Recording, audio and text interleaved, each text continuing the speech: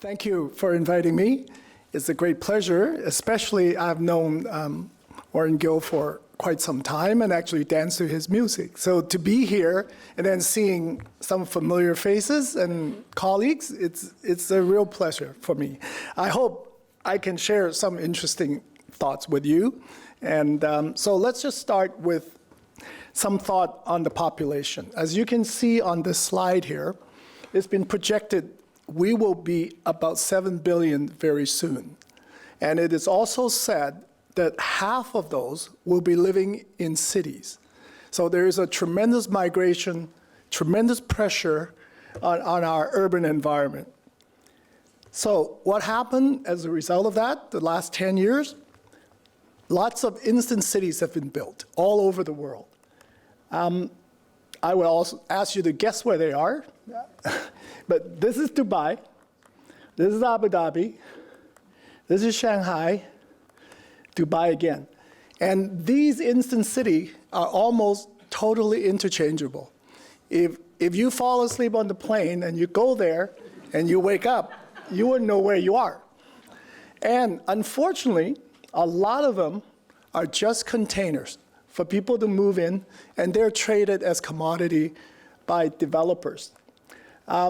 As you can see, doesn't matter where you are in the world, they all kind of look the same.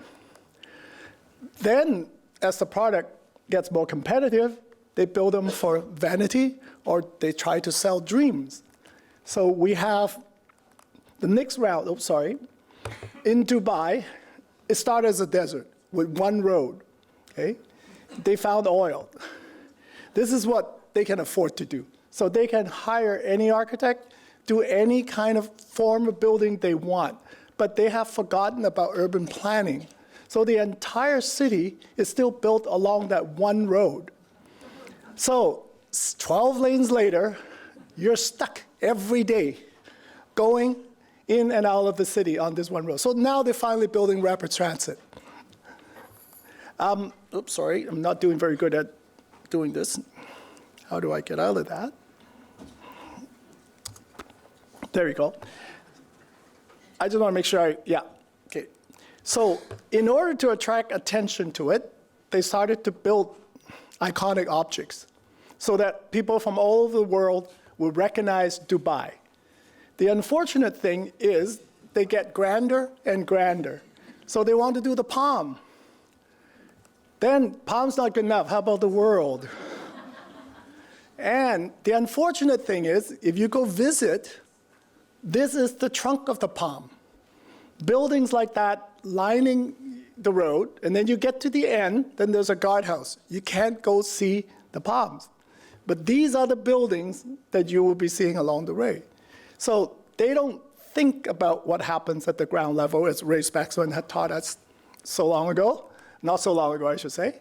Or they just copy things and make it a little bigger and taller.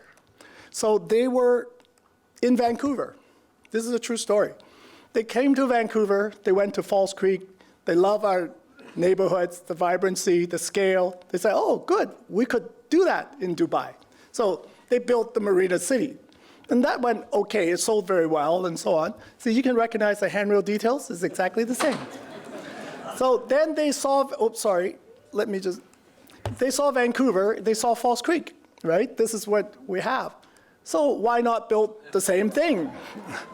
And the Marina City is right there. But as greedy developers, just get bigger and taller, okay? The same railing details. And they even hired some of the development team from Vancouver to go do it. But they didn't really understand the finer grain, the human aspect, what made Vancouver special. You know, just by copying it doesn't mean they will achieve what we have in Vancouver. So, or they up the ante some more. They want to hire star architects and build iconic statements to, like that, because they can build it. They got the money. Or this, and you can recognize the name. They're all top-ranked architects. And they built the world's tallest building.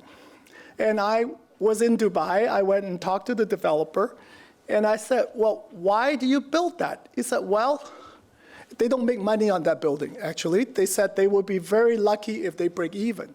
But it is to sell the real estate around it. And the world's biggest shopping center, all these condos, just to sell. And they actually building it. That's now done, actually, it's built. And the scale, and now it goes to Singapore. This is actually a housing project in Singapore. And Beijing. Now, please take a look at this building and the relationship to the ground. And when you go there, actually it's very difficult without going through security to go to this gate. And it just consumed all this land around it for that building. So what happened? Well, if you put all these iconic buildings together, and this is courtesy of Ram Kuhal's office. He did that because he was asked to do a project in Dubai, and he wanted to show them that just by building iconic buildings doesn't guarantee that you will have a great city. So a lot of us heard about new urbanism, but I always think that it's old urbanism that we should be looking at. So if we look at the skyline of Dubai, which is very interesting with the tallest building right here, but we built that long time ago in San Gimignano in Italy. And if we look at it, it's an incredible environment that nurtured this town. From the little villages down at the foot, and you come out through the greenery and go up to that. And all the farmhouses, this is just a little ruin you find on the way to the town, okay? But for architects, we look at the details. We look at things. And then here's a little granary. For those of you that knows Mario Botta, you probably recognize a lot of the details. So nothing's new. And the procession, when you go to the city, you walk along these walls and you wind up, and here are the towers. It's got a fine sense of scale, but nobody's afraid of walls. You know, sometimes we talk to planners in Vancouver. They say, you can't have walls. No human interest. But in a setting like this, there's always exceptions. But to me, is how you make the walls. So a humble brick, rubble stone, but just simple little details and scale give us incredible architecture that lasts hundreds and hundreds of years, and tourists still flock to see them every day. Very humble buildings, but have space, and they make spaces. So I show the detail first. Very simple little detail. And look at the doorway that they do. They don't mind making renovations. If they need a smaller door, they just break it in, put it in. It works. Very simple spaces around, but you can see the remnant of time. They don't hide it. It's just part of their culture. Little, as you can see, all the history of this town is in the walls, and the texture that you walk on. And then the narrow streets, then you explode into a plaza that people hang out. And this is the center of the town. And the tourists loved it here. But what is really interesting, the community also love it here. When you go there, these Italian men, they sit here almost every day. They come here about the same time. They just sit there and talk. It's part of their life. So there is something about learning from old towns like that we feel missing in Dubai or Shanghai or Beijing. So let's look at urbanism in Vancouver. What's going to happen to Vancouver and as we move forward when more and more people come into town? We're a very fortunate city. We are surrounded, by water, and then we have urban land reserve, agricultural reserve. So our growth pattern is quite well controlled. And we've been densifying our downtown and growing as all of the people. But we were also very fortunate to have Stanley Park and the early West End that sets up a typology of dense living right downtown. People can walk to work. It wasn't us that invented it. It was our forefather who actually lived that way. We just inherited it, and hopefully be able to maintain and expand on it. We also have incredibly green single-family neighborhoods. I recently heard somebody wants to change all these single-family neighborhoods into townhouses or condos.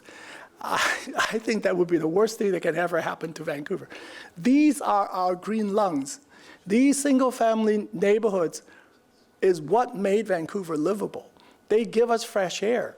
But we also have denser nodes of community gathering places for shopping and so on within it. So there is a very well-established interdependence between density and low density.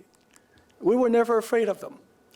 Vancouver also started, when I first came to Vancouver, is around the 1970s, right after university. This is when Southeast Falls Creek, for some of you may remember, just started, and they were planning it. I remember being in awe, attending all those public meetings where people, architects like Paul Merrick and Enriquez was talking about urban design, making spaces, and experimenting. This is one of Enriquez with Roger Hughes, open spaces, social living, having housing for market as well as non-market together on the waterfront. First experiment creating urban spaces on the waterfront. We make some mistakes, I think. We learn from them. One of the things we learned that we are in a northern climate, and if we don't have good sunlight access to our public plazas, they don't work so well. But Lake in the Boot Square never really took off, but we learned from it. And that's very important. We also have Granville Island. I remember hearing the debates between the engineers and the planners. No, cars and people cannot mix. You got to keep them apart. Now everybody come to look at this. And it's tremendous that how green Granville Island is and the scale and how now this become a community place belong to all of us. And it only actually have one access. And again, another thing that traffic engineers couldn't believe. You know, how can you have that much development with only one access? But it works.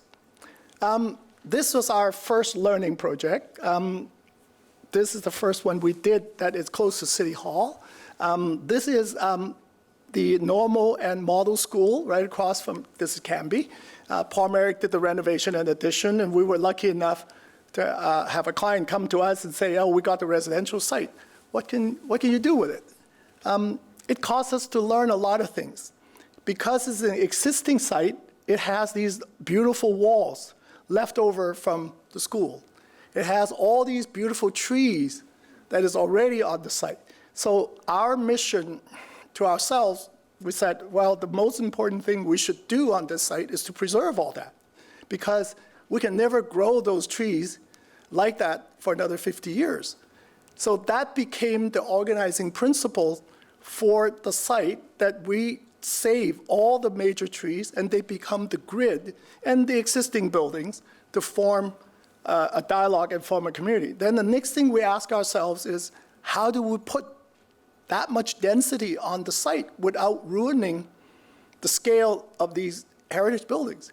So we started thinking of the idea of having townhouses that have direct access, ground level access to go in, and then combined with some tall buildings. We were told by real estate agents at that time, you'll never sell them. Nobody would buy a townhouse in Vancouver. Well, it turned out they were the first one to get sold, and these actually is connected to a garage below, so it's like a house. You actually could drive in the garage, come up inside. The other thing we looked at, because of the tree, the ordering grid of the tree already established the open space. So we were able to maintain the scale and build around the trees. So here you can see how they all worked out with the tower. And then what's really interesting for us is, what do we do with the middle of the donut? We go to Paris. That's where the perimeter blocks, a lot of them came from. But if you go inside, they're all parking lots. And the units that actually look into the donut are usually not the best ones. So a lot of people say, oh, we got to copy Paris, got to copy Paris. But a lot of didn't realize the inside donuts were actually pretty awful spaces. So we thought, well, maybe we should create a common garden for the people that live there, and then they're open to the street so people can actually see in and actually come in. Unfortunately, security people locked them later. But in the 80s and 90s, Vancouver really started to grow.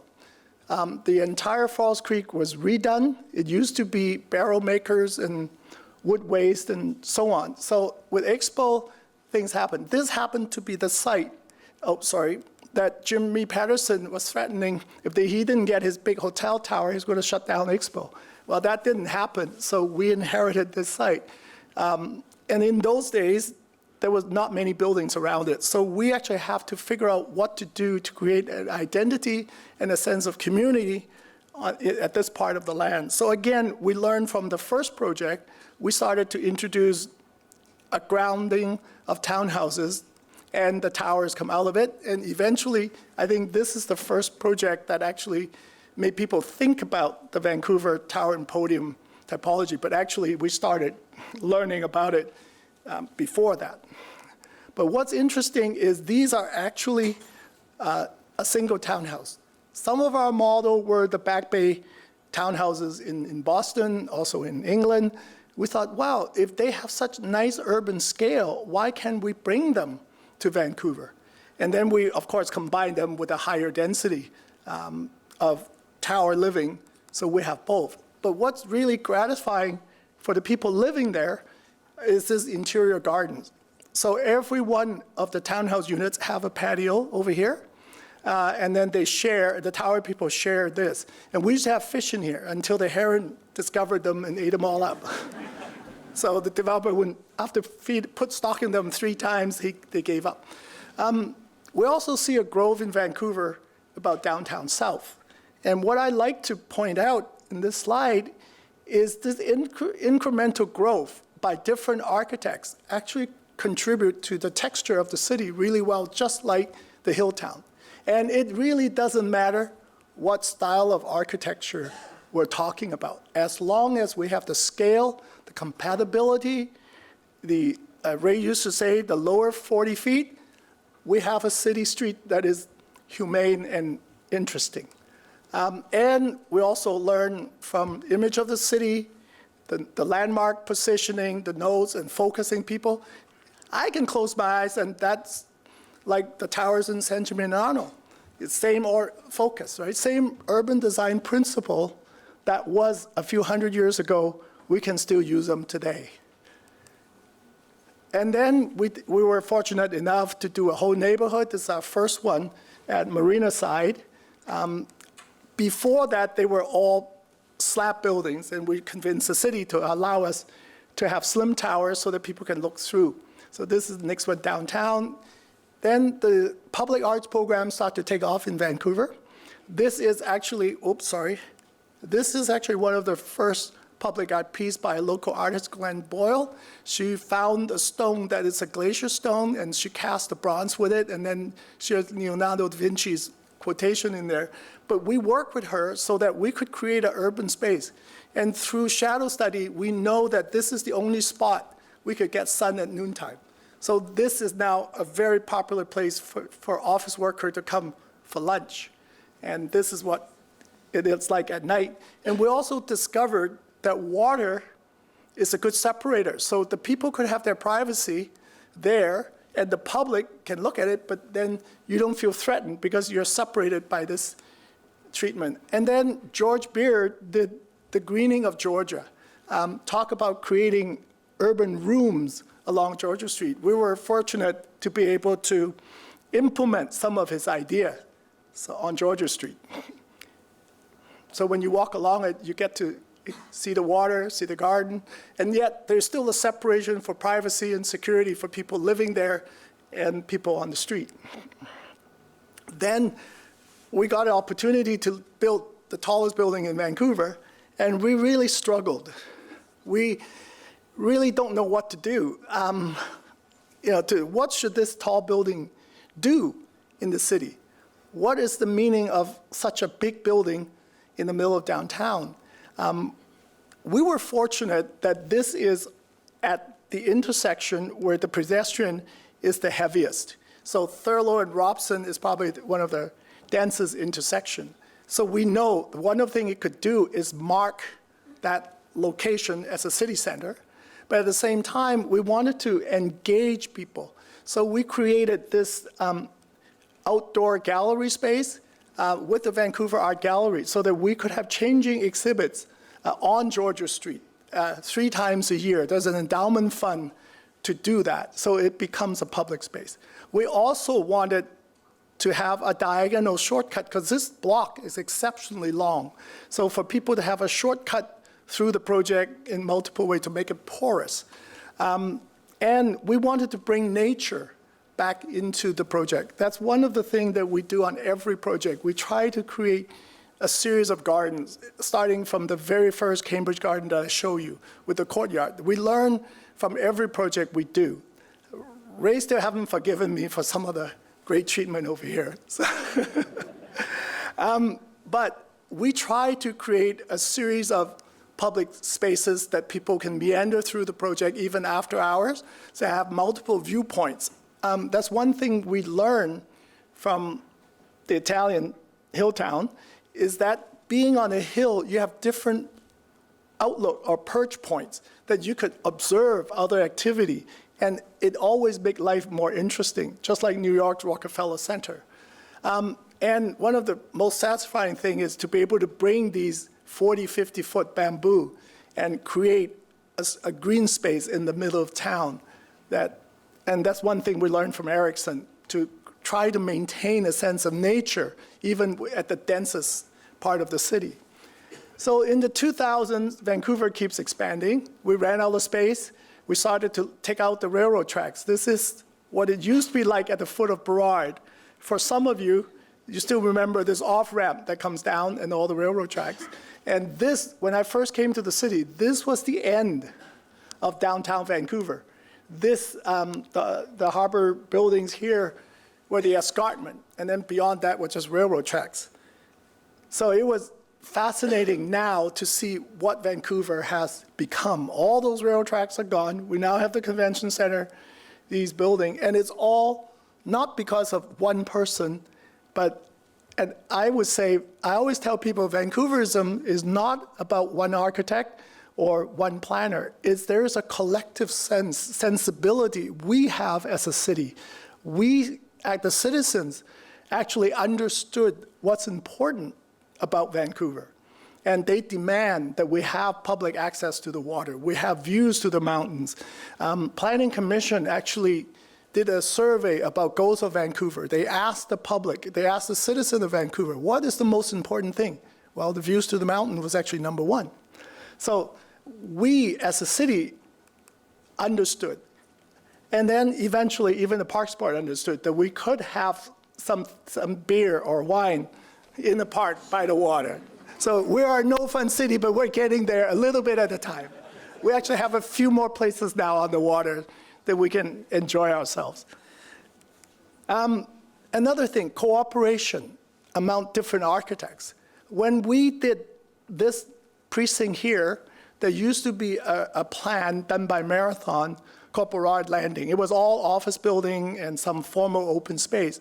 And we were able to work with the planning department, come up with a different idea, because Vancouver is not a corporate town. We couldn't fill 3 huge office towers. So we were able to reformat that.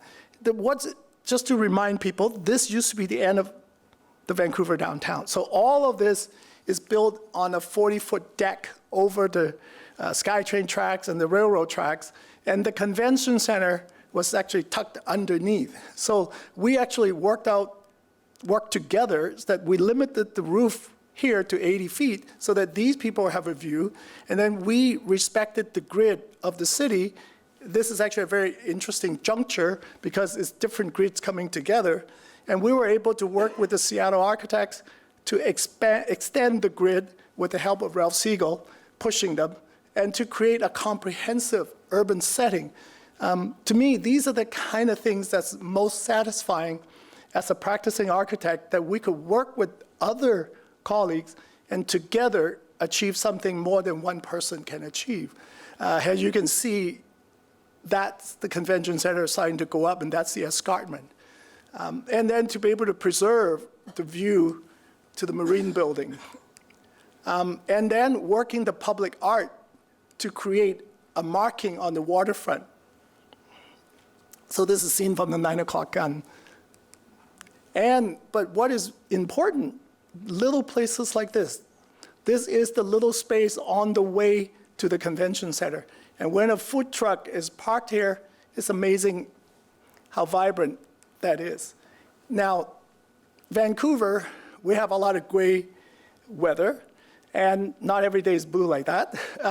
So we don't have the thick walls like Italy. We have glass. We're nicknamed see-through city by some people, but glass is actually, as Erickson actually have said, it's got many qualities. It allows us to look out, but it also allows people to look in. So what's really interesting is to watch people on the street. They actually enjoy looking into all these apartments and see who's in and who's not. The other thing that we wanted to do is to try to have some spaces that, like the plazas in Italy that I showed you before, but we're in a car culture now. In those days, they don't have cars, right? So the plazas are for horses and people. But we also need places where people can show off their cars. So here, at the Fairmont is now the #1 grossing hotel in Canada. And the lounge here, people love it because the people that have those fancy cars, they like to come park there and show it to the world. Every city needs some of that. So we're having a little more fun again. And the other thing that's important is to preserving glimpses of view of what's important in the city. So again, here the marine building. These buildings are all carefully designed and aligned so that you always have glimpses to remind you where you are, so the old and new is still together. Now, going forward, what's going to happen? Well, I think there's a thing called urban repair. This is Mies Seagram building in the 1950s when he first designed it and built it. And it was one of the first things that has a beautiful plaza in front and set it back, because everybody would build right to the street. So he made a point to do that, and it's an incredibly beautiful and elegant building as a contrast to a very modern building to the older, equally beautiful building. But it is a building in a context. And I would equate that today to Bilbao, where Gary was able to insert a building into the context of Bilbao, and it made both parts better, okay? Now, look what happened. The developers got in, they tore down all those buildings and started to make mini Seagrams all around it. And all of a sudden, Seagram doesn't stand out anymore. It's no longer the pristine building. And then look at this building, just come right up to it. So brutal. But in Vancouver, we have those buildings too. This is the old, in my days, it was Eaton's, and then it's Sears.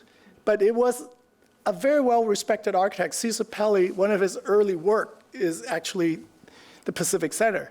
But unfortunately, in those days, they don't think much about people. You know, so at the junction between the tower and that box, this is just where people go to smoke cigarettes. So we needed to repair that. So we're turning this into Nordstrom's, as some of you know, and then 4 floors of office above. And we have to create a new entrance. So we took the worst corner to put the entrance box into it. And this box is purposely oriented 45 degrees so that you can see it from Georgia Street and you can see it on Granville Street. And we cleaned up the plazas. And I think very soon you'll be able to experience this. And this leads you into the lobby for the office.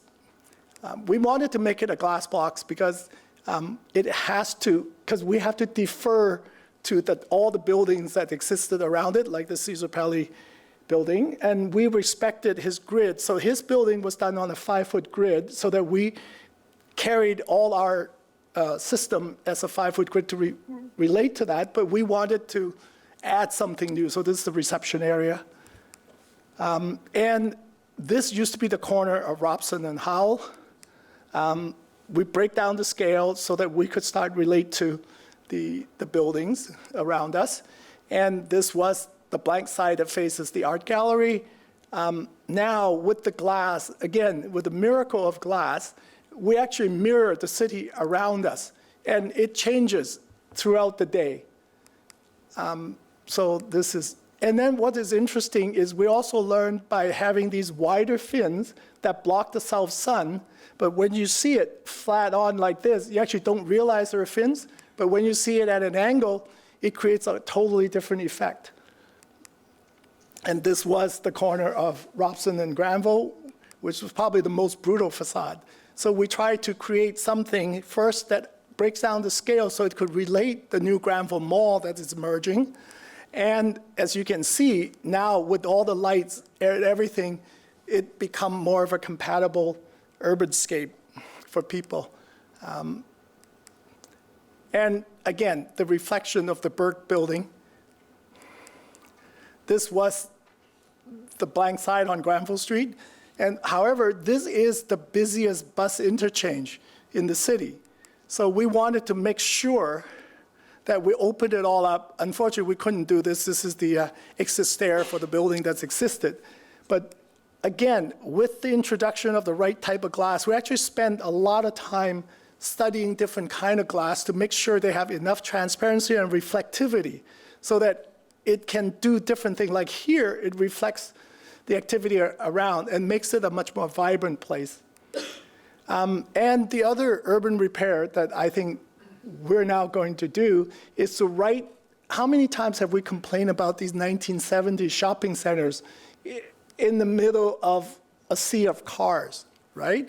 Now they actually are reserved for a vibrant downtown, because with the introduction of a SkyTrain, this is Brentwood, we're able to take the parking lot and turn it into a complete community.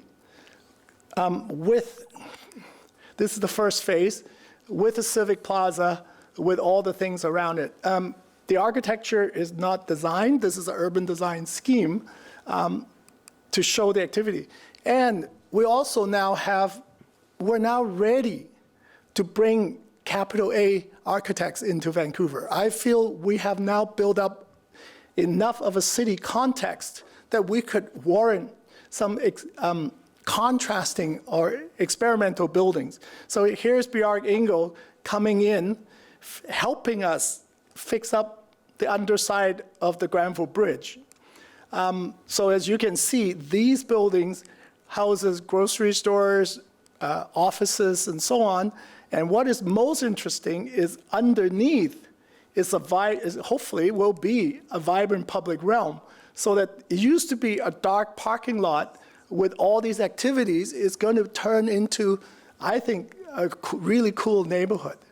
And these are the kind of things that I think we need to move forward with for the next 10, 20 years, is to look at all these opportunities we used to ignore and make something of it.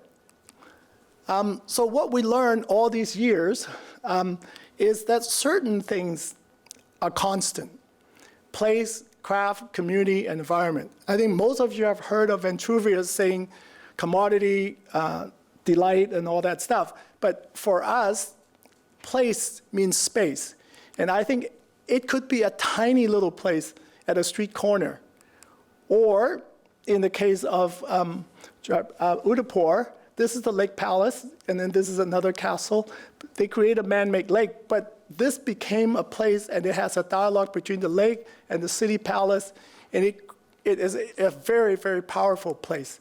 And little courtyards. And this is one of Arthur Erickson's actually favorite Fatehpur Sikri in India. He told me that this was his inspiration for some of the formal sequence of spaces at Simon Fraser University. So I made it a point to go see it. It's absolutely a wonderful place. Of course, we all know Michelangelo taking an old building, adding new facades, fixing it up, and creating one of the most dramatic spaces place in Western history. Next, to go with that, we have to have craft. And I'm stealing those terms actually from Brian McKay Lyons, because he had the Goals 13 symposium. I think some people here might have attended that. And they talked about place, craft, and community. I added environment to it. So wall, simple wall in India could be beautiful, or door, and details. So the art of building, I think, is so important in Vancouver too, because when we do glass buildings, we have to have details. We have to hold the people's interest. Dubrovnik. Nowadays, a lot of planners worry that everything looks the same. I think we hear that complaint about Vancouver is a see-through building, see-through city, every building looks the same. Well, but how come in a city like Dubrovnik, they use the same stone, they use the same architecture, and we love it? So something we are missing as modern architects. A sense of community. We need the engagement. So places where people can happen, I think we all know that. And then what I like to add to it is the environment or nature, because these are the principles that we make sure every project we work on in our office, we have to answer to them. So to create the environment, to bring nature back, this is a typical Mogul garden. They make something out of nothing. Or in Bhutan, where the architecture is part of the landscape. The horizontal roof, they actually put the hay up here, which is unusual. And how men actually built with nature. So our West Coast modernism, I think, already have that. We have been very fortunate to have somebody like Arthur with Simon Fraser. I think if we look at that, it has place, it has craft, it has community, and it certainly has the environment. Macmillan Bladel, Robson Square. So I think we, as a city, has been very fortunate. If we maintain what we have to move forward, we will never be like that. Thank you very much.